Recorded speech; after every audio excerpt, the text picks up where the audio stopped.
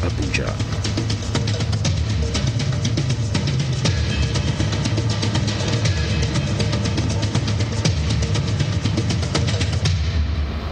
X-ray. In a world filled with questions, many were called, two were chosen.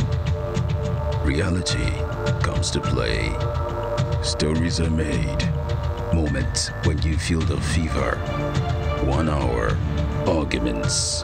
Controversies. Questions and answers. Tensions rising. And more arguments. One man. One woman. One show. X-ray. X-ray. Airing live on Human Rights Radio 101.1 Abuja. All right, you're welcome back to Human Rights Radio 101.1 FM. And like we say, we are redefining broadcasting. This morning, we'll be talking to the Nigerian Institute of Animal Science, NIAS. We'll be finding out what they want to teach us about. We would sit back, relax, and enjoy the education. One of the things that we do right here in Human Rights Radio is to educate us on a lot of information, a lot of issues, and to also give us an opportunity to air our views on things that we are not very particularly sure about. Today, I have Professor Eustace Yayi, who is the Registrar CEO of the Nigerian Institute of Animal Science. You're very welcome, sir. Thank you. Okay. Also, I still have Majid here in the building. Majid, how are you doing? Fine, good morning. Okay, good morning to you. The Nigerian Institute of Animal Science, NIAS, established by Act number 26 of 2007, as it is, it's an agency under the Federal Ministry of Agriculture and Rural Development.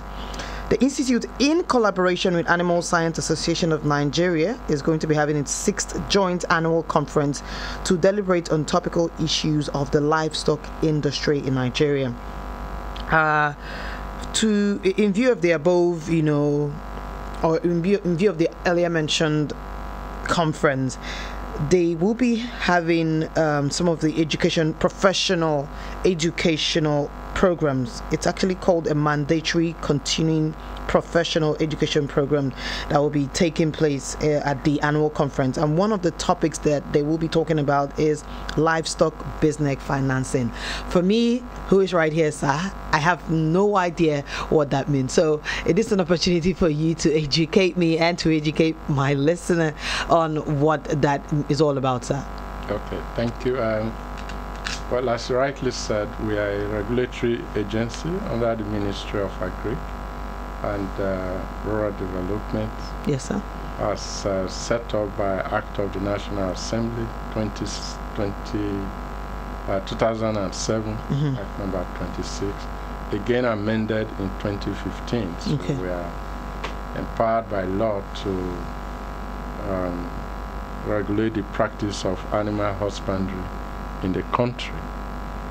And by so, we have 3 clear mandates. I'll come to the topic of today, but just to give a clear background of what we do. That's nice. 3 clear mandates of professional regulation. So we look at those that be trained as animal scientists.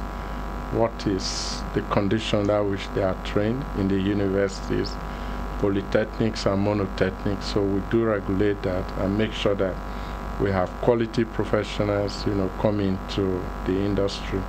We also have industry mandate to regulate everything that pertains to animal husbandry, from feeding to housing to, logistics of how the animals are moved and so on and so forth. Wow. And the 3rd mandate we have is that of advocacy. We liaise with a species association and try to let them know that they have to do farming, livestock production according to international best practices, so that we do deliver. They should be able to do that so that they can deliver. So in a nutshell, those are the 3 clear mandates we have to carry out so as to be able to sanitize the practice of animal. Very, very interesting. I didn't even know that, but that's very interesting. Yeah, thank you. So we have offices in the 6 geopolitical zones of the country. Okay. Kaduna for northwest, Maiduguri for northeast, Lokoja for north central, Ibadan for southwest, Owerri for southeast, and Port Harcourt for south. And then our national headquarters is here in Abuja in Kabusa. Okay. And one of the things we do annually is to have an annual conference, though we do have other events, but the annual conference in September is usually jointly organized with the Animal Science Association of Nigeria, and we still have other bodies joining us, like the Nigerian Society of Animal Production, okay, and other species association. But this year's conference is holding in Abuja, here in at Kaduna Conference Center. Okay. And one of the features of the annual conference is what we call the mandatory continuing professional education, the MCP. It is the animal science is a profession, and for all professional bodies, we normally have that. If you look at the profile of other professional bodies, you will find this aspect of continuing education of their members, because new things are coming up, innovations and ways of doing things right. So the members have to be also educated on this. And in the course of this year's MCP during the AGM, we are focusing on 2 key areas: livestock business financing, and also what we call from farm to market. That is, what do you do when you take the animal right from the farm to market? And for the livestock business financing, we have experts from the Central Bank of Nigeria who will be speaking to us on how people can actually finance their livestock business, which is one of the key requirements, ingredient that you need for a successful operation of a livestock enterprise. How do you finance it? In starting along the value chain, because we talk of from production to market now, whether it is local market or international markets, as we are going to be seeing when the Export Promotion Council Director, Mr. Ezeaku, will be speaking to us. Dr. Lasupo of CBN will be talking to us on how we can finance a livestock business. So we believe it's a topic, or it's a program within the AGM that will be of interest to the general public, so everybody is involved.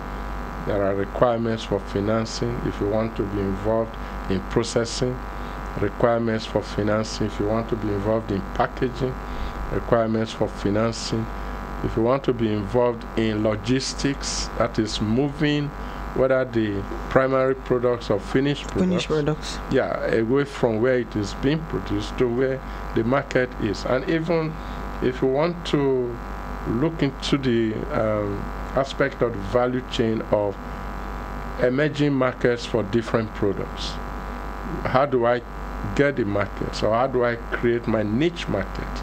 And how do I identify my market for certain animal products? Is it eggs? Is it milk? Is it beef? And so on and so forth. So these are the key things we want to direct people's interest in, and how to get finances for, to... Yes, that's a question I was actually going to ask. If I'm a person who wants to enter into the animal husbandry business for the first time, how easy is it for me to be able to access loans, to be able to start up such businesses?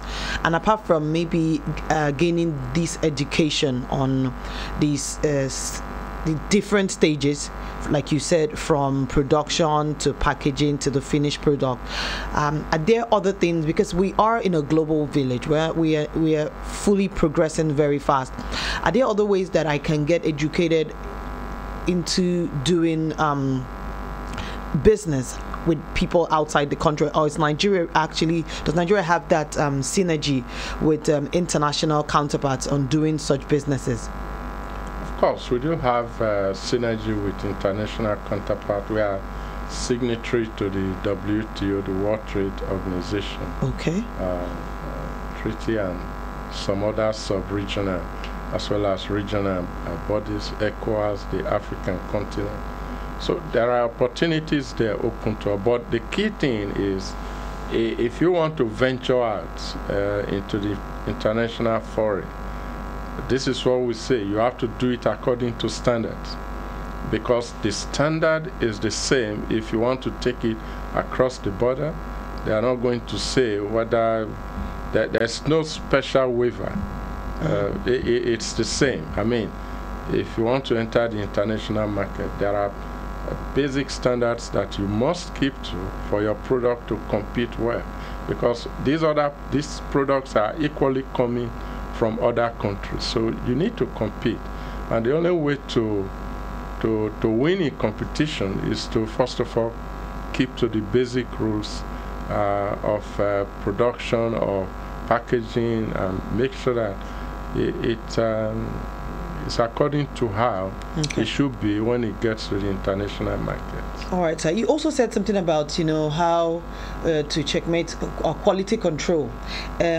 How easy is it for us to be able to check, goods that come into, or products that come into Nigeria from other countries, especially animal protein products? Well, that's a good question, but I think that is in the that's not within our mandate. That's within the mandate of NAFDAC and Standard Organization. Standard Organization. What our mandate says is we, from production to when it enters, when it's containerized or packaged, the process that is involved, that's what NIAS does. We standardize. We have standard operating procedures for those processes, which the local industries here must adhere to.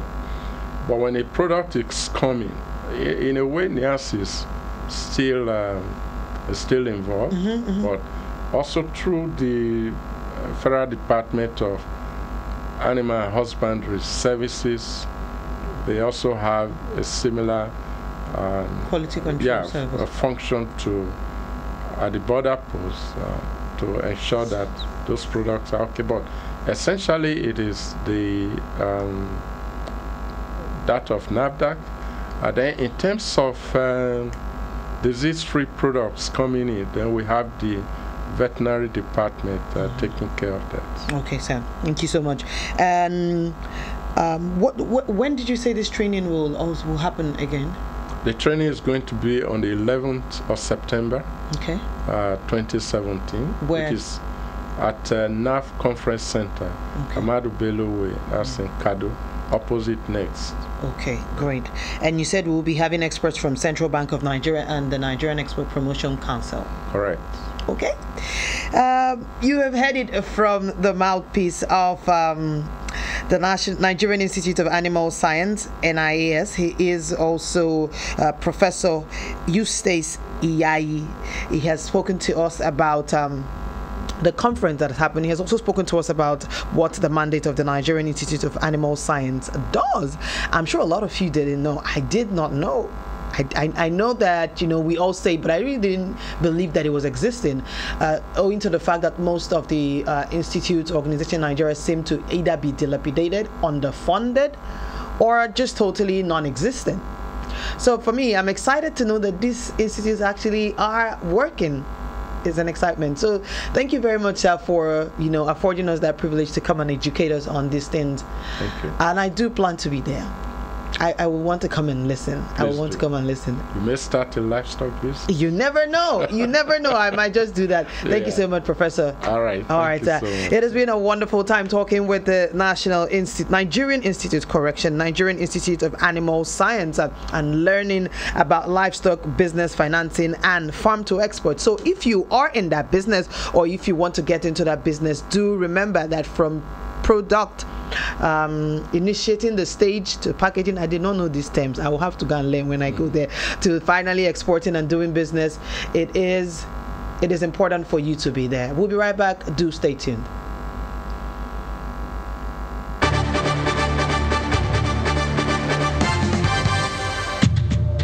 In a world filled with questions, many were called, two were chosen.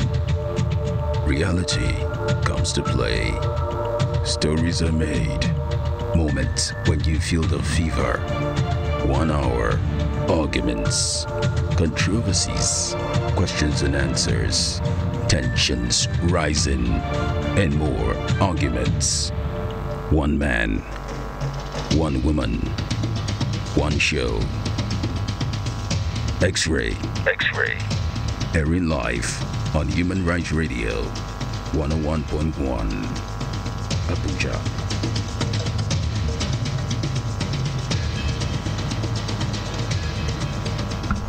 All right, you're welcome to X-Ray. Remember, X-Ray is that political, social, economic program that helps to talk about trending issues, as long as the issues are topical, as long as the issues affect you and I. It is our job, it's our duty, it's our sworn oath to hold everyone accountable to his or her activities, to his or her choices. It is, as long as it affects us, we will hold you accountable. My name is Tracy Okoro, and you are connected. You are tuned in live to Human Rights Radio 101.1 FM. Remember, we have Majid Dahiru in the building, our in-house specialist, analyst, prolific columnist, and our Salah ram meat giver. we have to push your ego small. Tomorrow is Salah. You're very welcome, Majid. Thank you very much. Good morning, Tracy. Good morning, Nigerians. Good morning to you. All right, today's issue is a very tough one. I believe it's a tough one, so I had to go and prepare for Majid. Even though at some point I feel like we might meet, at and we might get to an impasse, or rather we will probably get to a bridge where we have to cross at some point.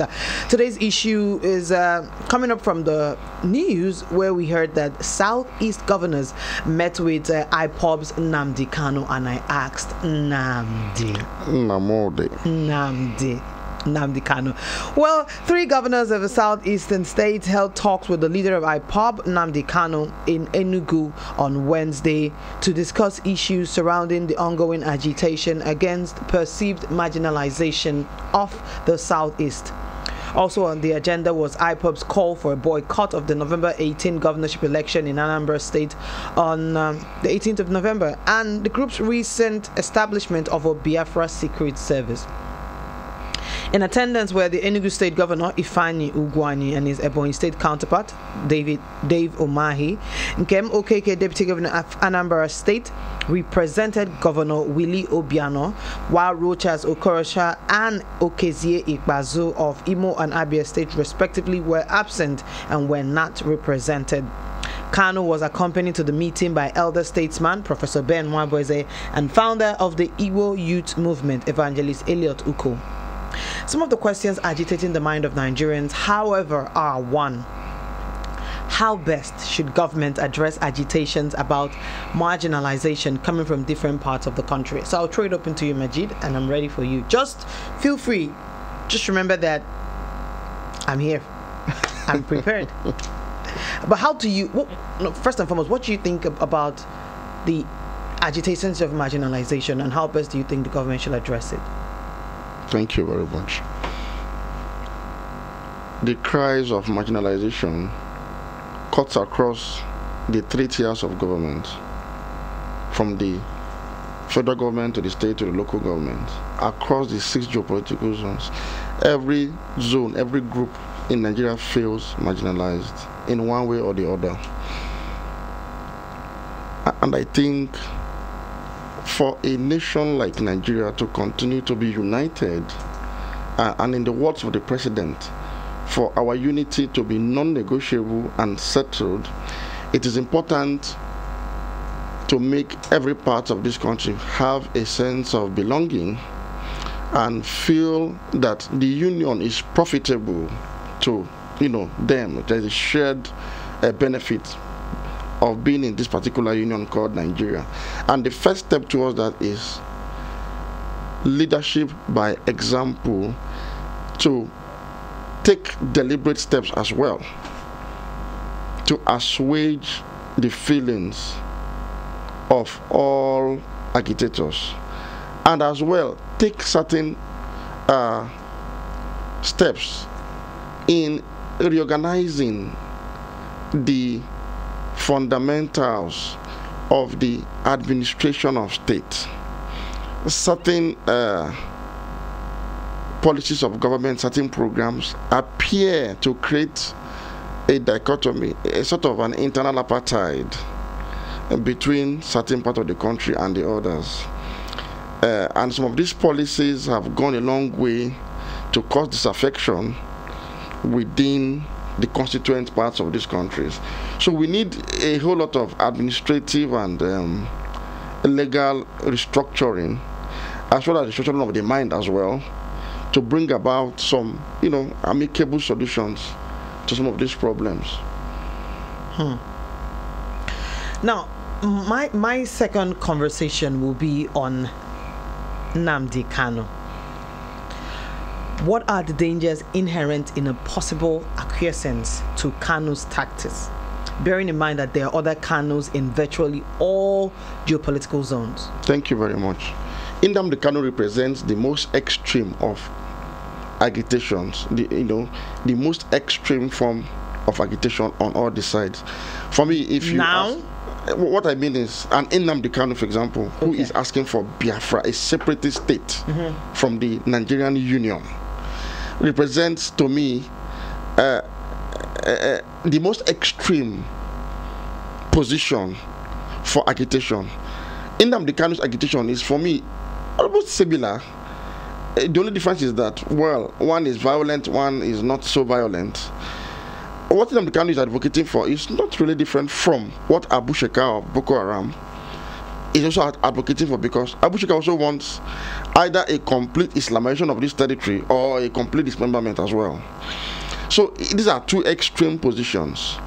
And whatever you want to achieve, I believe on the negotiation table, all issues, all forms of disaffection, all inherent contradictions that has led to this level of agitation can be resolved. So but Nnamdi Kanu represents the most extreme, and as you said rightly, there are extreme positions, there are extreme nationalist tendencies, ethnic nationalist tendencies in all the constituent groups. And the danger here is this: if you allow people like Nnamdi Kanu and his likes in all other ethnic groups, including the Ariwayo, because the Ariwayo are also equivalent to Nnamdi Kanu on this other side, for giving quick notice to fellow citizens residing within their own country. Now, what you risk is this: if the federal government do not take deliberate steps and urgently to actually pull back people from the extreme positions that Nnamdi Kanu represents now, by actually acceding, by conceding, by compromising for the common good and for harmonious coexistence, you risk pushing people more towards Nnamdi Kanu on all sides of the divide, and Nnamdi Kanu on all sides of the divide. You risk pushing people towards extremism, because the government is not responsive enough to address the legitimate yearnings of the people, not the extreme position taken by Nnamdi Kanu, but for example the legitimate yearnings, the legitimate concerns. Like if you want to narrow it down to the issue of the southeast, you see the thing, Majid, is that everybody is agitating. Virtually every geographical zone or geopolitical zone is marginalized from different sectors. I'm talking about education, where we have the educationally disadvantaged, unquote, to catchment areas, to the federal character in getting jobs, civil service character. And you understand that if the federal government has to, answer everybody, then he would not have a direct focus on what he wants to do. Remember that's why it is called an agenda, a plan, a manifesto, which is taking a step at a time. So we have to look at it, number one, and Nnamdi Kanu is stepping out from the real conversation. And Nnamdi Kanu is a danger to this country because we have left the real Biafran question, the real Biafran struggle, the real Biafran ideology, to making it about a one-person idea and opinion. Now let me tell you what I'm talking about. And Nnamdi Kanu has become a Jew, and an Igbo man who used to be a Christian has become a Jew and goes to pray in certain areas, and now has a cult followership of people who will follow him and kiss his feet and kiss his hand and go and pray in the same area where he prays. So it becomes a one-man marching band. I have no problem with, voices of the people. I have no problem with someone saying, I want to stand up and speak for the people. But I have a problem when the person turns himself into a demigod. So where the federal government has tried is to say, Nnamdi, you need to calm down. You are stepping into treason with the way you are behaving. The federal government has reached out to him. Yes, the federal government has reached out to him indirectly. They've made all these conversations with him. Now, even Ohanes Ndigbo has reached out to him. Even other southeastern political monarchs have said to him, let's have a conversation. But because Nnamdi Kanu is making this ideology about him, you see, growing up, I listened to my parents about, the Biafran struggle, the Biafran question, and, we followed it through. But you see, we have come to agree to be united as a country, Nigeria. So when we heap all these accusations on the federal government, the federal government failed, the federal government has failed to legitimize or to see the legitimate agitations of the different people, the Southeasterners, then we're saying thoroughly that we support Nnamdi Kanu's agitation. No, nobody is supporting Nnamdi Kanu's extreme position in this agitation. If anybody is to be blamed for making Nnamdi Kanu what he has become today, I think it is the federal government. The federal government refused or failed to look beyond Nnamdi Kanu in addressing the Biafra issue. They made him the focal point by arresting him, by prosecuting him, and that now because he was committing treason and libel. He was actually committing treason. Now, while doing that, the federal government should have taken deliberate steps, I still insist, to address the legitimate concerns of the non-IPOB Igbo citizens of Nigeria. Failure to do that, what is now pushing people that ordinarily didn't take Nnamdi Kanu seriously, are now seeing him as a symbol of that Biafran struggle, which is not supposed to be.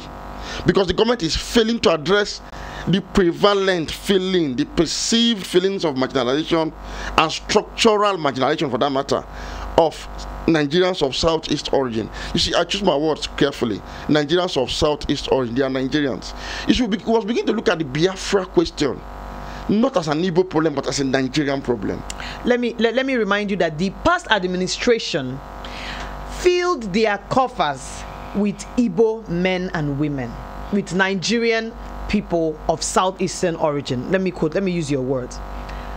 How did they help the Southeast? That is a question. You see, I like the way you put it.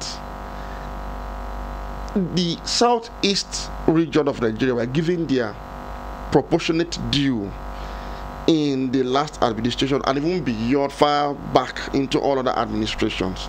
And that was why the issue of Biafra was at its lowest ebb then. You know why? No, so if what you're trying to say is you are given an opportunity, you didn't use it. So because you are given an opportunity, let's not agitate for a secession. Give them the so when you don't give an opportunity, agitate for secession. No, when you give the opportunity to them and they do not use it, it becomes a different conversation. Now the conversation will now be leaders of Nigerians of Southeast origin are failing their own people.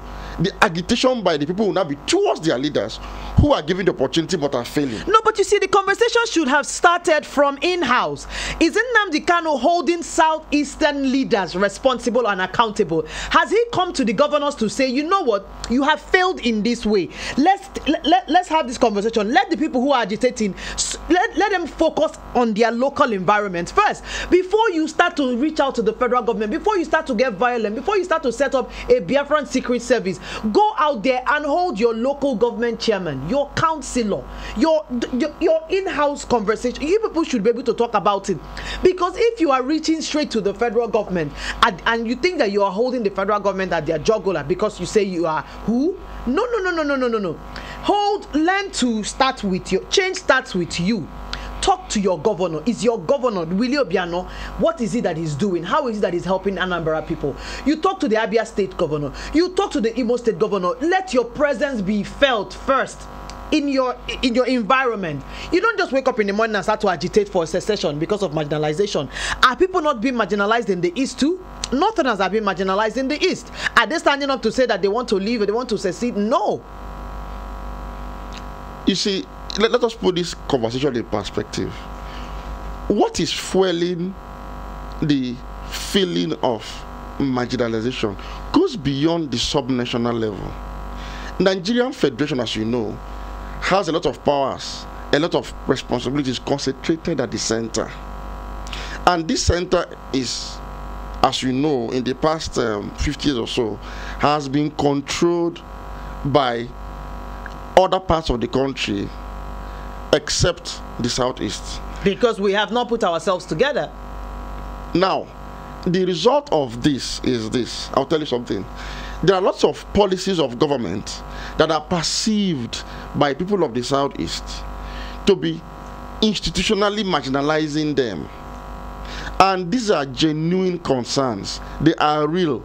They are not just issues that people are just trying to make a mountain out of a molehill. They are real issues, and I will list them for you. For example, our geopolitical configuration, our federation revolves around ethnic groups, ethno-geographic entities.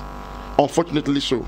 Now, but with the reality of this situation, it is important to point out that the southeast zone, the Igbo heartland, has the least number of states and local government. It has only 5 states and 95 local governments. You know what? You know the implication of this? And if you know, most of these states were created under the military administration. So there's this belief that the Southeast was given the least number of states and local governments in a brazen, structural marginalization, in order to keep it powerless within the Nigerian Federation, because it has a lot of implications, and I'll tell you one of it. Now, the implication of this structural marginalization is that the Southeast has the least number of representatives in the National Assembly. It receives the least allocation. Because of 5 states and 95 local governments, allocations are given to states and local governments. It receives the least from the national patrimony. Now, the Southeast has the least recruitment into the federal civil service, if you must apply federal character. So these are some of the structural imbalances that was aggravated by this particular administration when it also took the marginalization beyond structural to political. I've pointed this out severally. This government, while arresting Nnamdi Kanu, failed to appoint a single Nigerian of Southeast origin in its first 40 appointments. So that created a feeling of, are we not wanted? Even those of us, somebody like you, for example, who does not agree with Nnamdi Kanu, some people like you began to feel as if, look, it's like there is a collective, So is the solution to clamor for secession? No. Nobody wants. I do not support secession. I do not support Nnamdi Kanu's IPOB. I am only telling you that what Nnamdi Kanu's IPOB is feeding on are these genuine grievances being felt by people of the Southeast. Let me also tell you something that you have to understand. Let us take the educational sector, for example. As you may rightly know, there is a policy of lowering entry qualifications for certain states of the federation. Like the Northwest, for example, it has 7 states and 187 local governments. Now, most of the states in the Northwest are described or are designated as educationally disadvantaged. Now, for entry qualification into secondary school via common entrance, you are required to have as little as probably 18 to get into the same class that a child from Imo State is required to have 60 and above, for example. And again, because this set of people that are described as educationally disadvantaged have more states and local governments. When you apply federal federal character principle on this same issue, you have more of them getting admission and less of those actually qualified getting. And the saddest aspect of it is, on graduating from these schools and it's time for employment, the Southeast gets the least employed of its qualified candidates, even at the point of entry, and the areas that are designated as educational disadvantage gets more employed because of their numerical superiority in terms of structure. Majid, I'm going to cut you off there and open the phone lines. I want a lot of people to back me up on this. This is my conversation. Remember that when you call, please choose your choice of words. Do not abuse anybody. Just stick to the point, the issue, and state your contribution. Don't abuse anybody. Don't use curse words. If you do that, I will cut you off. Okay? Have we agreed? All right, we're in agreement. I'm going to give you the numbers to call right now, and when I dish out the numbers, do remember that you can call as many times. The network is a bit shaky, but well, we pray that that it will work in our favor right now. But also remember that you can go straight to our social media handles and be part of the conversation, just in case the phone lines have not improved by then. Remember that you can get us through Facebook at Human Rights Radio 101.1 FM, Human Rights Radio 101.1 FM, and on Twitter it is at HRight Radio. At HRight Radio. Should I spell that for you? All right. The letter H, letter R, IGHTS, and radio is RADIO. Human Rights Radio. That's HRight Radio. Okay. So now the numbers to call is 081. I'm tempted to say like the Brekete family. Then you have 89 99 10 11. I'm going to take that again. 081 89 99 10 11. One more time, 081 89 99 1011. Okay, great. While we wait for the calls to come in, I'm going to put this to you. Not forgetting that it is not all Biafrans, in quote, that identify with Kanu's tactics, and it's also not all Nigerian people of southeastern origin that identify with the Biafran secession motive and move. What measures should the federal government put in place to protect everyone in Anambra, seeing as they have decided that, you know what, let's boycott elections and these things might tend to get violent? What do you think the government should do to put in place and protect people in Anambra and the entire southeast before, during, and after the governorship election? The government must be proactive, and the best way to secure Anambra for this election is to buy over the hearts and minds of the people themselves. Look, you have to show the Southeast people that they are wanted, that they are loved. And that was why when that quit notice, that blanket quit notice was given to all Igbos, including those that don't believe in Biafra, including those that don't believe in Nnamdi Kanu's agitations, including those that even APC, the president supporters, and all of that, including people like you, for example. It took a while. We didn't hear a blanket condemnation, strong condemnation of that quick notice from an administration that is headed by a northerner.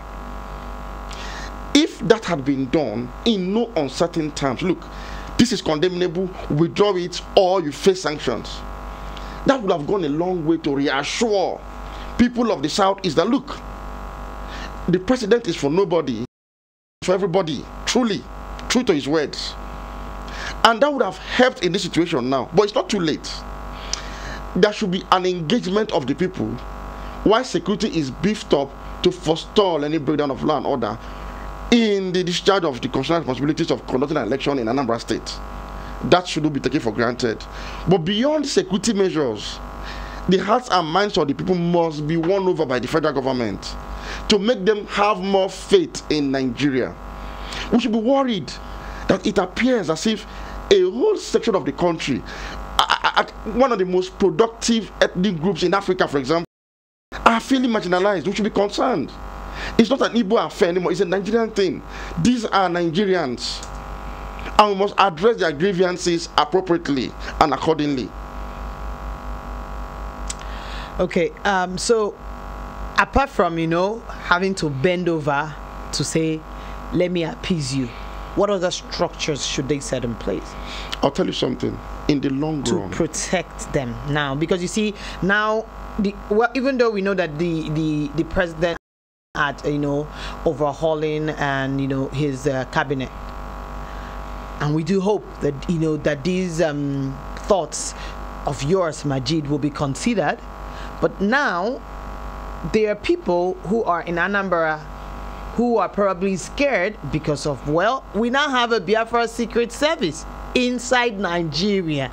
Is that done? And yet people are saying, oh no, don't. A man that has flouted all his bail requirements, people are saying, no, don't rearrest him. It's condemnable in the strongest terms for Nnamdi Kanu to advocate for the breakup of Nigeria under any circumstances.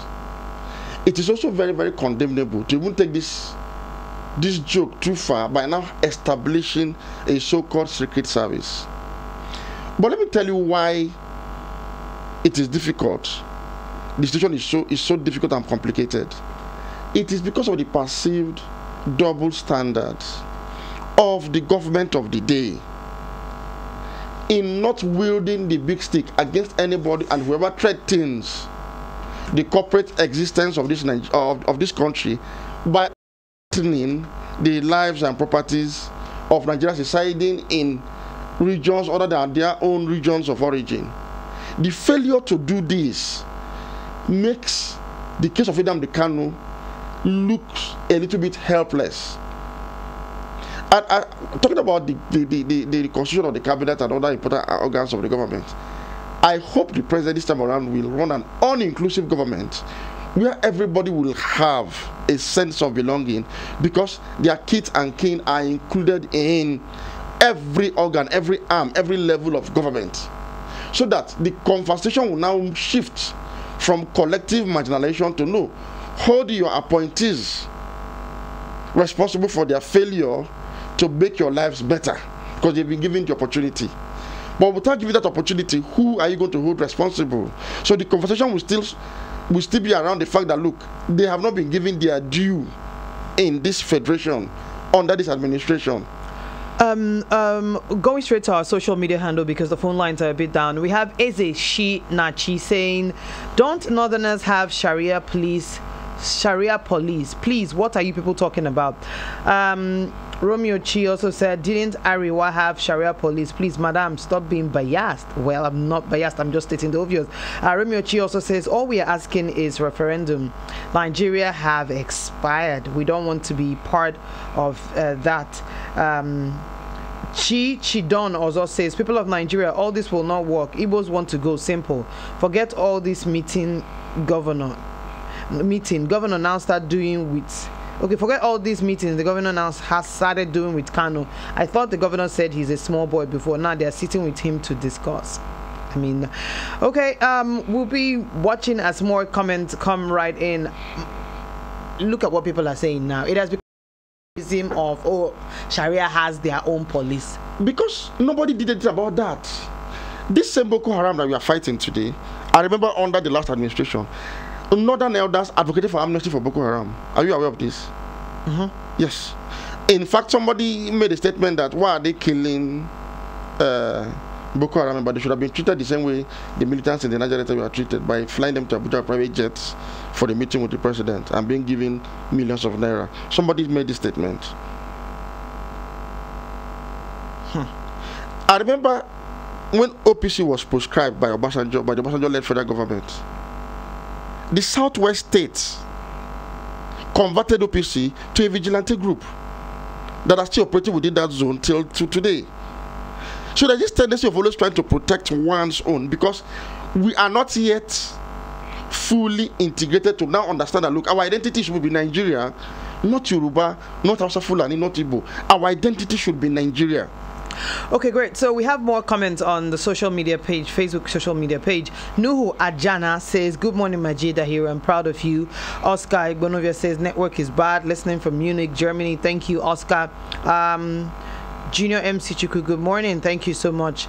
Then Frank Abanoka says, you don't know what you're talking about. I don't know who he's referring to, but let's know who you're actually talking to so we know which angle you are siding. Nnamdi Kanu wants his people to be free, and that is Barthez Ugochukwu. Okay, we have Obioma Dozie says, you people should stop talking. Okay, well, I'm not going to say that. I said, and face other problem that is in the hand. Okay, I didn't get that.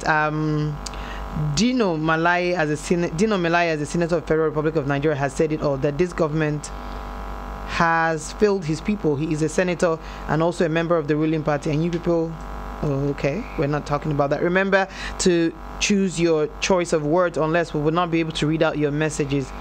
Bartha Zikochiku says, because of your talk that not everyone in the East believes in Nnamdi Kanu makes us to say no referendum on election. Okay, I hope I can understand that. Romeo Chi says, all we are asking is referendum. Nigeria has expired. We have read that. Nuhu Ajana is still saying, we are proud of you, Majid. Okay. Edwin Ebea says, please, sir, revisit the issue concerning health matter, GMOs. All right.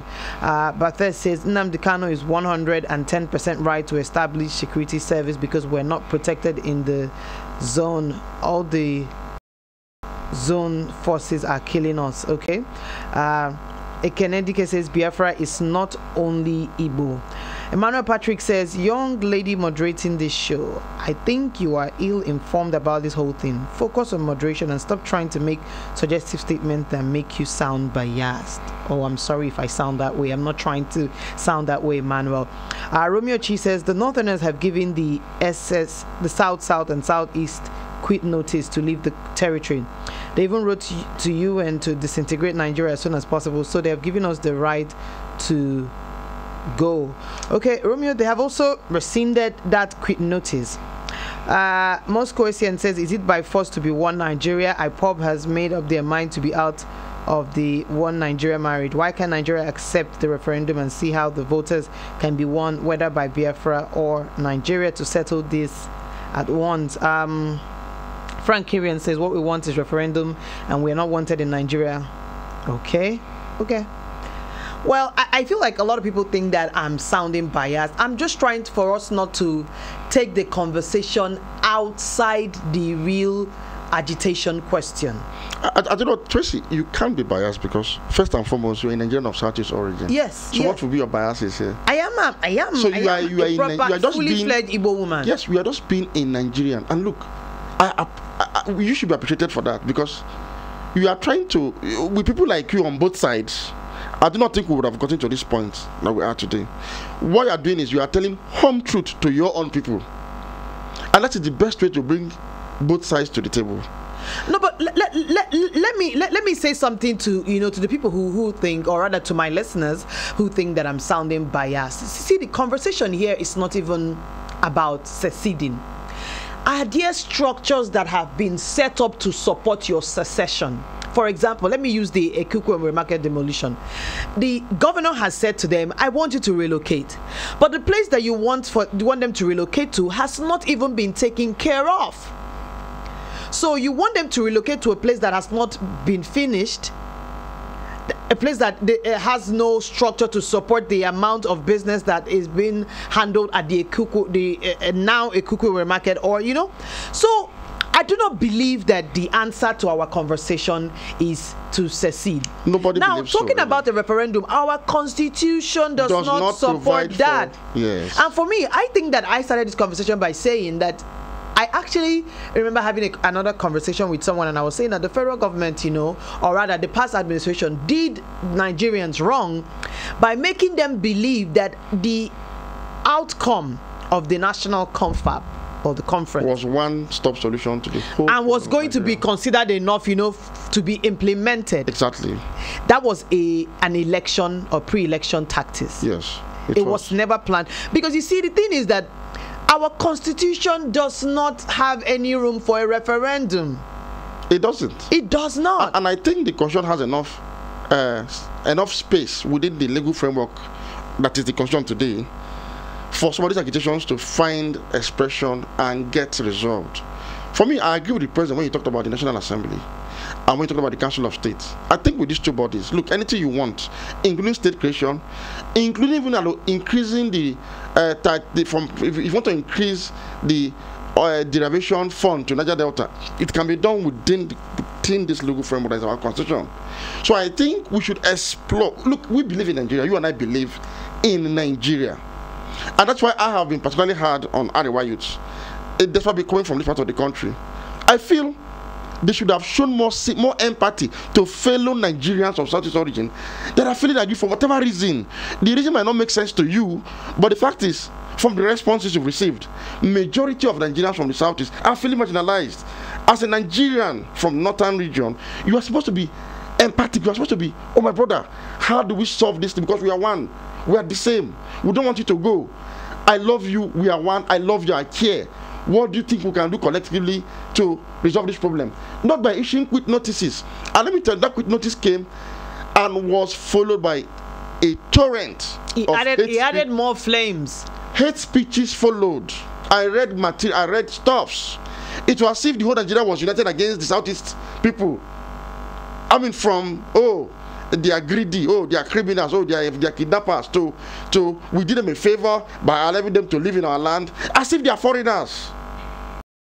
So that singular statement from Northern youths that was not condemned on time, that was condoned, that they were indulged for so long, has added fire to this flame, to this burning flame. But that's why my question is this: just because you are passionate about something does not mean that you must always be right about it. Like I said to you yesterday, I learned a word from my pastor. He said you can be passionately, sincerely, or genuinely wrong about something. The process by which we are going about this, our agitation, is wrong. It is. Nobody said it's right. What we have said is, why is that wrong process, that wrong method gaining legitimacy among right-thinking people? Or you think 40 million Nigerians of such origin are all wrong? There is something that is making this person have legitimacy. Let me tell you something. It is because that's what I'm trying to tell you, Majid, that the way we're going about it is what is making every other person look at us like, all of a sudden Southeasterners have turned to violent people, criminals, and Northern Arewa people, or rather the people of Arewa, the coalition, they feel they can give Igbo people quit notice. That will not change the feelings of 40 million Nigerians of Southeast origin. No, but you see, there's a process. There is a process. I remember when we started the Not Too Young to Run campaign. Young people could have screamed for all we cared. We could have gone violent, but we followed the process. We knew what we were asking for. No matter how much it was pushed against, we followed the process. You have to go through a process to get what you want, because it is in that process of staying legitimate that still legitimizes what you're going through. I've told you something earlier in the show.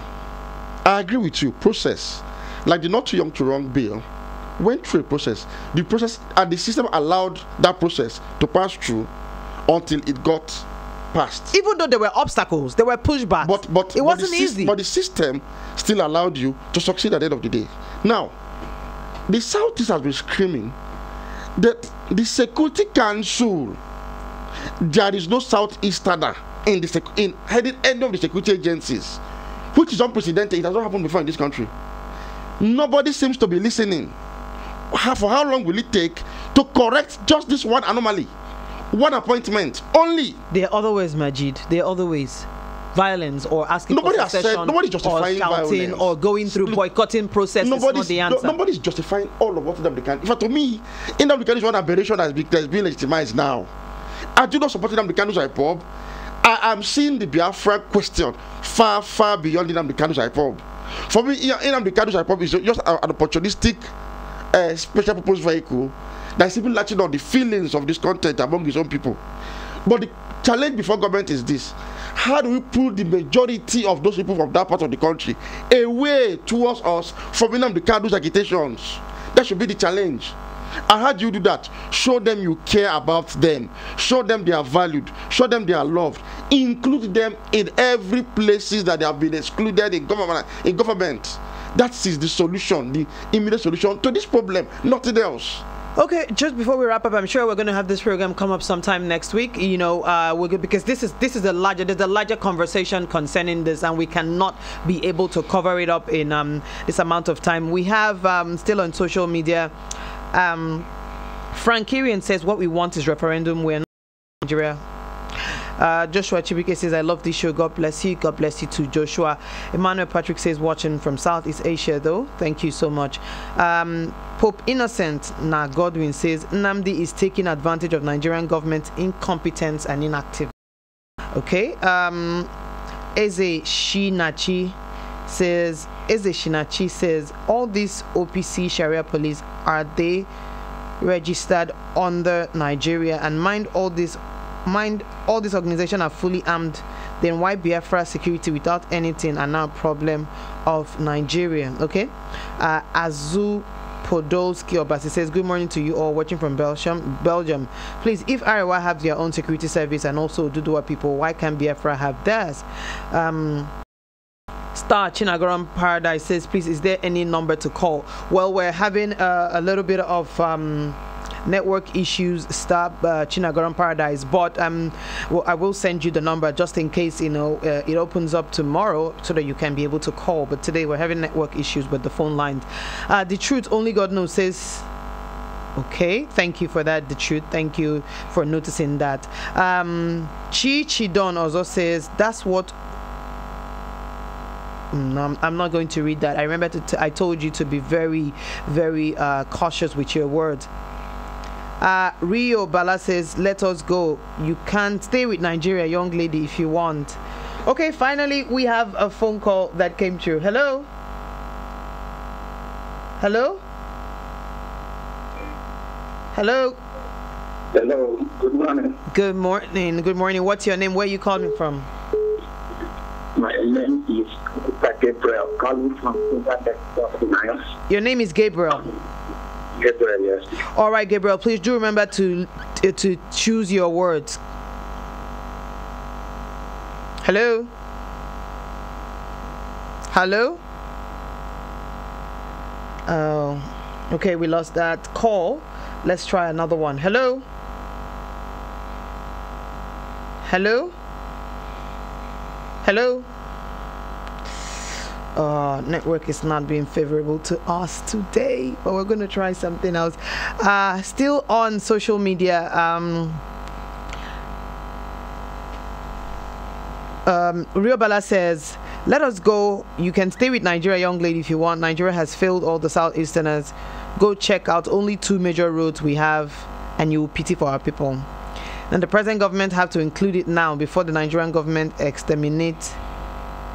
Because when you look at what is happening now, you can see that 90% Southeast want independence. Well, I refuse to agree with that. 90% of the Southeast do not want to leave Nigeria. The Truth Only God Knows says, okay, I'm not going to read that out.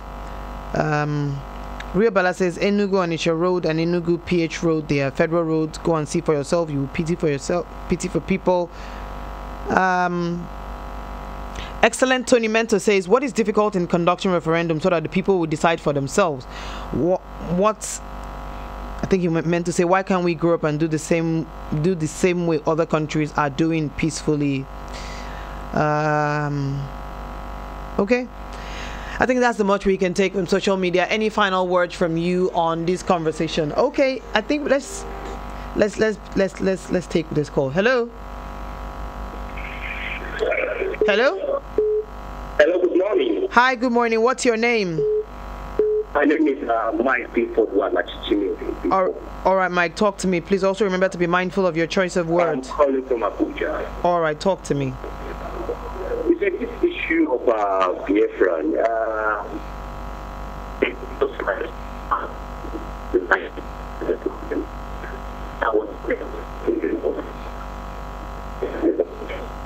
Hello. I have a problem with that calling. Anytime I go to the office, they see because of the name, nobody needs to do it. I feel very bad. It's very sad.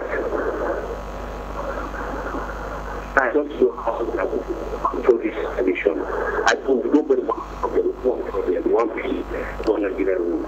Hello, Chinedu. Hello, Chinedu.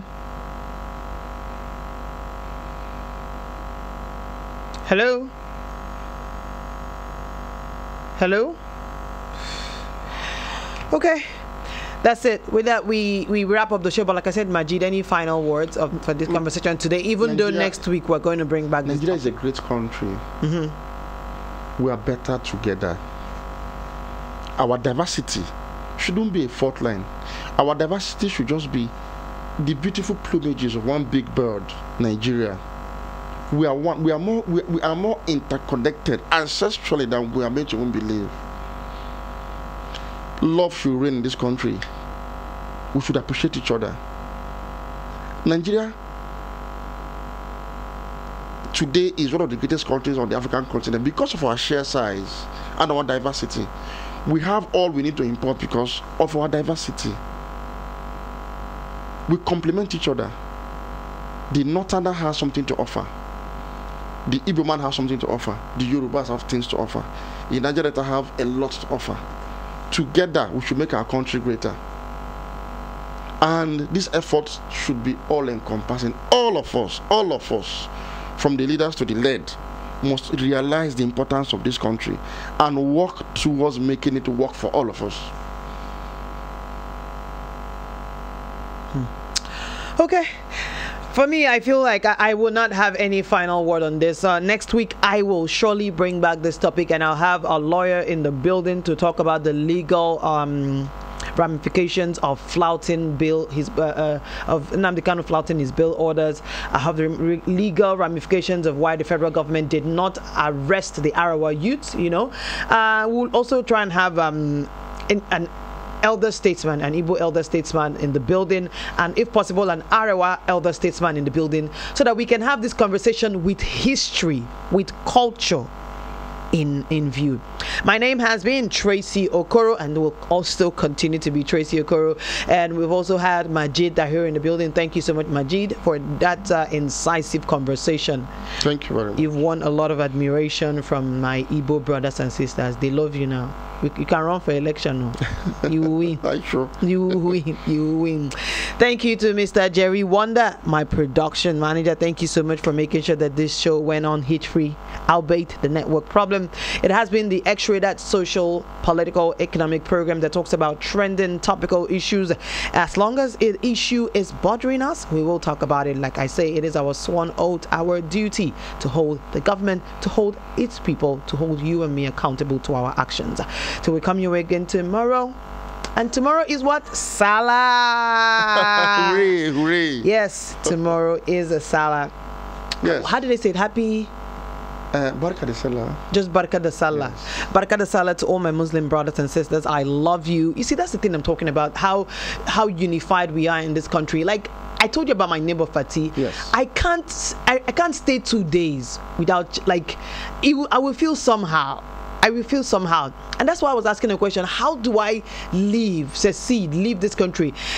What has made me who I am is the exposure to the culture, to the norms. It's the unity. Product of the unity of Nigeria. Thank you. So when I go and when we secede and I go back to the East, I will raise my child, my daughter or my son, will not be able to understand what makes up her mother, the tolerance for people, the exposure to certain ideologies from different cultures.